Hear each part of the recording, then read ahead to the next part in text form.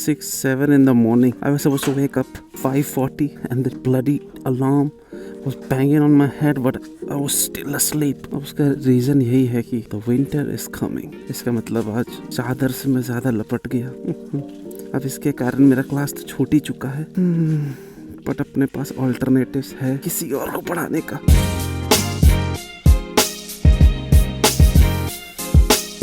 कहीं पे उड़ीसा में या बंगाल में साइक्लोन आया जिसके कारण हवाएं तेज़ी से चल रही है यहाँ पर भी, और ठंड जब बढ़ चुकी है 2-4 डिग्री, इसके कारण मैं ज़्यादा सो गया। अब वो कॉम्पनसेट करने के लिए मैंने एक दूसरे स्टूडेंट को बोला है कि मैं तुम्हें आ रहा हूँ पढ़ाने के लिए, रेडी रहना। So very good morning to all of you. इतना खाली खाली स्ट्रीट कितना अच्छा लगता है।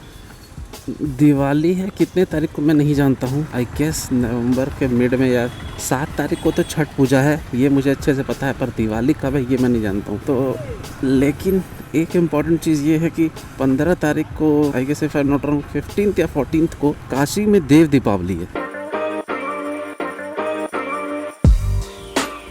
काशी में दिवाली के दिन दिवाली तो होती है ठीक है, लेकिन देव दीपावली होती है एक तिथि के हिसाब से। उसमें ऐसा माना जाता है कि 33 करोड़ देवी देवता जितने भी होते हैं वो सब कोई आते हैं काशी में। अगर आपको पता होगा देव दीपावली के बारे में तो आप जानते होंगे कि कितनी ज़्यादा जगमगाती है वो, मतलब उतनी सुंदर कभी नहीं लगती। और मैंने आपको पहले भी बताया था कि बहुत सारे बोट्स वहाँ पे जो बनते हैं वो बस एक उस दिन के लिए बनते हैं, राइड के लिए, जहाँ पे वो बस एक दिन में 2.5-3 लाख कमा लेते हैं सालाना, जितना उनका होता है, साल भर का एक ही दिन में कमा लेते हैं। यूजुअली आप गंगा पार करोगे ना तो 50 रुपये लेते हैं वो, पर शायद मुझे भैया ने बताया था जहाँ पे काशी जब जाता हूँ तो जहाँ पे मैं रहता हूँ सोमित गेस्ट हाउस में, तो सोमित भैया बता रहे थे कि वो 400-500 लेता है बस गंगा क्रॉस कराने का, क्योंकि क्रॉस कर हुई अरे बाप रे बाप, ठंडी।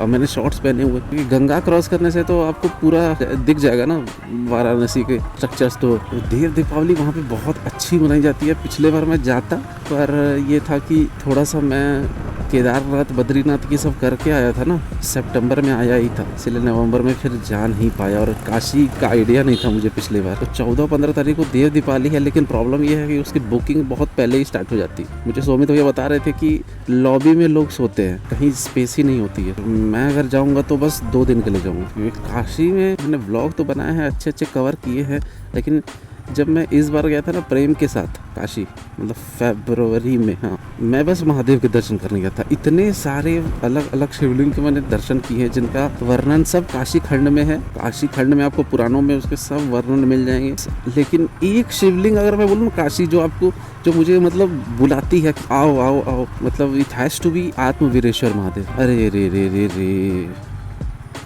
आपने कि यूट्यूब पे एक चैनल देखा होगा जहाँ पे एक बाबा बर्फानी करके का है, वो हिमालय में 10-20 में भी बर्फ़ को तोड़ के नीचे पानी निकाल के रहते हैं, या बर्फ़ में दिन भर जमे रहते हैं। तो वो भी उसी दिन आत्मवीरेश्वर महादेव में दर्शन करने आए थे। बाबा बर्फानी ऐसे करके उनका नाम है, वो मुझे वहीं पे मिले थे आत्मवीरेश्वर महादेव में। तो काशी अगर आप कभी भी जा रहे हो ना, कभी जाओ, मुझे बता के जाना एकदम।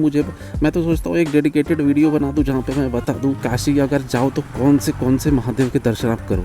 जैसे कि मुझे कुछ महीने पहले पता चला है, जैसे कृषि वासेश्वर महादेव, जब औरंगजेब में तोड़वाया था ना काशी में, सबसे पहले 3 जगह पे अटैक करवाया था। बिंदु माधव मंदिर जहाँ पे हम लोग जा चुके हैं, काशी विश्वनाथ, ऑब्वियसली कृषि वासेश्वर महादेव। यहाँ पे जितने महादेव के शिवलिंग है सबकी महिमा बहुत अपरंपार है। तय मेरा क्लास आ गया, जी हाँ, ठंड भयानक लग रही है मुझे, बस वो आत्मवीरेश्वर महादेव के लिए मैं सब छोड़ छाड़ के जा सकता हूँ। गजब। आपको मैंने बताया था कृष्णेश्वर महादेव भी है वहाँ पे, जहाँ पे कृष्ण भगवान ने पूजा की थी, वो तो दर्शन किए ही थे, उस साइड ही है आत्मवीरेश्वर महादेव। खैर I will talk more about it later, now it's time to go. जब ये मेरा चेहरा देखेगी तो सोचेगी सुबह तो गुड मॉर्निंग बेटा। हेलो गुड मॉर्निंग सोमित भैया। हाँ, मैं शिवम बोल रहा हूँ, आप जानते हो ना, मैं ऑप्युलेंट है वो आया था जनवरी में काशी में आपके साथ, जो व्लॉग बनाता हूँ, मतलब हैरी डेविड सबके साथ आया था। मैं 2 बार आया हूँ ना आपके पास। अच्छा नहीं, वो बाबा धाम देवघर से जो वो मतलब, तो वो मुझे देव दीपावली में आना है, तो ये मतलब 2 दिन के लिए चाहिए था मुझे। बस मैं अकेले ही हूँ सुमित भैया, मैं अकेले ही हूँ। बस मुझे लगेज रखने के लिए चाहिए, मैं तो सुबह से रात तक बाहर ही रहता हूँ, और रात को बस बिताने के लिए थोड़ा सा बस स्पेस सोने का। ठीक है सुमित भैया, ठीक है। टिकट का तो हो ही गया है, अब बच्चे बस विद्यार्थी, अब विद्यार्थी का क्या करना है वही मुझे सोच रहे, कैसे उन लोगों का छठ पूजा और दिवाली में तो छुट्टी रहेगा ही, उसमें हम एक्स्ट्रा क्लास करा देंगे, उसके बाद हम 2 दिन के लिए हमको बस चले जाएंगे।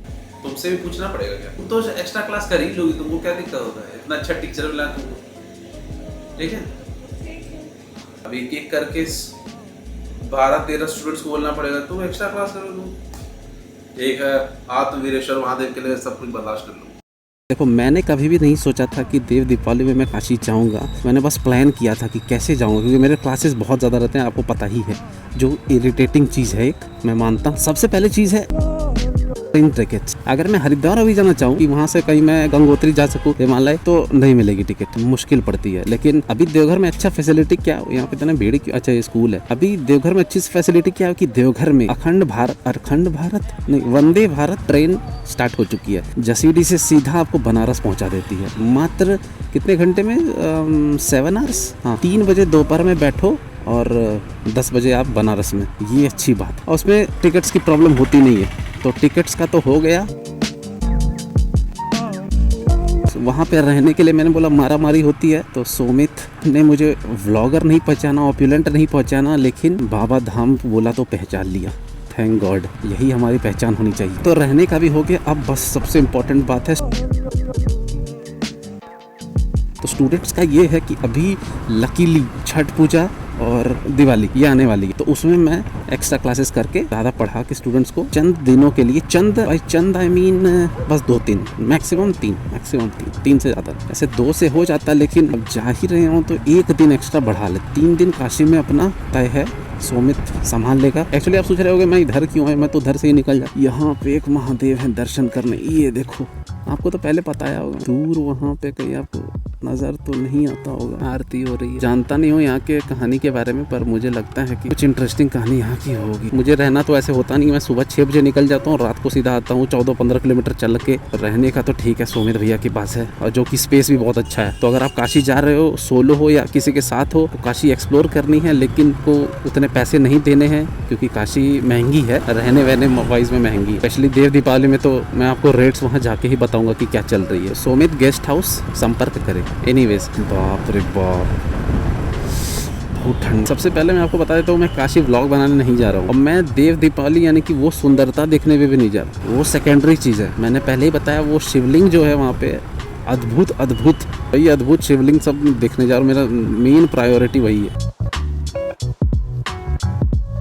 यहाँ पे इतने भीड़ क्यों है, इतनी, ये वर्कर्स हैं क्या? काशी में अगर आप जाते हो ना, जैसे कोई नॉर्मल आदमी है वो काशी जा रहा है, तो क्या करेगा? बोटिंग, काशी विश्वनाथ मंदिर, काल भैरव मंदिर, या ज़्यादा से ज़्यादा संकट मोचन मंदिर, 3 रात में आरती देख ली या बोट पे घूम लिया, बस खत्म बात है। टाइम भी होता नहीं है और लोगों में इतना स्टेमिना होता भी नहीं है कि वो इतना ज़्यादा कवर कर सके। लेकिन मैं आपको बोलता हूँ कि अगर आप जा रहे हो, गौरी केदारेश्वर मंदिर, मैंने उनके बारे में नहीं आपको बताया होगा, वो केदारनाथ ही हैं, बाबा केदार ही हैं वो, काशी में ही मैं जा चुका हूँ, पर आप वीडियो नहीं मैंने बनाया। जब प्रेम के साथ गया था तब गया था। तो गौरी केदारेश्वर मंदिर जरूर जाइएगा, आत्मवीरेश्वर मंदिर जरूर जाइएगा, ये 2 जगह जरूर जाइएगा। और बहुत सारे शिवलिंग है जिनके बारे में मैं आपको वहाँ जाके बताऊंगा कि कहाँ कहाँ आपको आना, मैं आपको जाके बताऊंगा। अरे भैया, अभी काशी की ये हाल है कि काशी डूब चुकी है, मतलब बाढ़ इतनी ज़्यादा आ चुकी थी कि दशाश्वमेध घाट सब डूब चुका था, मणिकर्णिका घाट डूब चुकी थी, चिता पे लेटाया जा रहा था, वो छत पे किया जा रहा था। अभी थोड़े से हालात ठीक हुए हैं, नवंबर तक तो ठीक हो ही जाएंगे। वहाँ जाके मैं बताऊंगा आपको क्या, क्योंकि बनारस की एक खास बात है कि वहाँ पे आपका मन भरता नहीं है, चाहे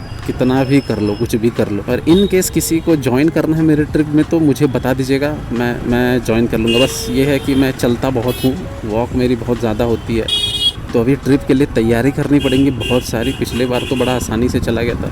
एक ड्रोन होता ना मेरे पास, एक ड्रोन होता तो काम बड़ा आसान हो जाता, क्योंकि सबसे इम्पॉर्टेंट अगर कोई शॉट होता है, अगर एज अ व्लॉगर आपको उस दिन में, तो वो ड्रोन का ही शॉट होता है, क्योंकि वहाँ से सब कुछ कैप्चर हो जाता है। पर नेवर माइंड, जो रिसोर्सेस है उससे ही काम चलाएंगे। काशी में ऐसे भी शिवलिंग है जो स्वयं महादेव ने स्थापित की, स्वयं महादेव ने, पर लोगों को पता नहीं है। काशी में जो रहते हैं उनको भी पता नहीं है, ऐसा नहीं है। इतनी महिमा है, कौन, मतलब अनेक शिवलिंग है, कौन जाने को। अब मेरे लिए देखो, मैंने ऋषिकेश वाले ट्रिप पे आपको बताया था ना कि इनका आशीर्वाद लेना ज़रूरी होता है, नहीं तो देवघर में कौन देगा आशीर्वाद।